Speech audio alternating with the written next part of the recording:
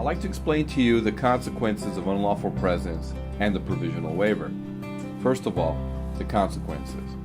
Well, unlawful presence, if you've been here in the United States as of April 1st, 1997, more than 6 months, you'll leave the country, you're affected by a 3-year bar. If you've been in the country for more than a year, you're affected by a 10-year bar. That means you leave the country, you want to immigrate and come back, you're not going to be able to do it for 10 years unless you apply for a waiver. There are waivers available to individuals that are married to a citizen or a resident, or they have parents that are either a citizen or resident, and they could prove that either one of them will suffer an extreme hardship if they don't allow you to come back into the country. Traditionally, you would have to apply for this waiver outside of the country, and you normally don't know how long it's going to take for them to adjudicate. Now, President Obama announced the provisional waiver, and this is the opportunity for someone to apply for this waiver of the 10-year bar here in the United States.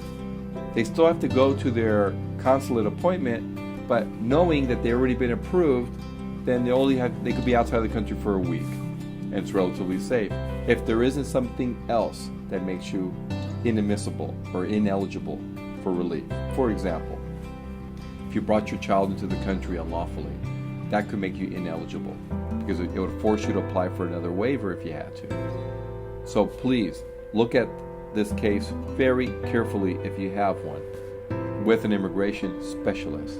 A lot of people don't know what they're doing. Another thing that's very important to know, if you've been living in the United States unlawfully for 1 year, you leave and you come back unlawfully, you're now triggered a 10-year bar where there's no waiver.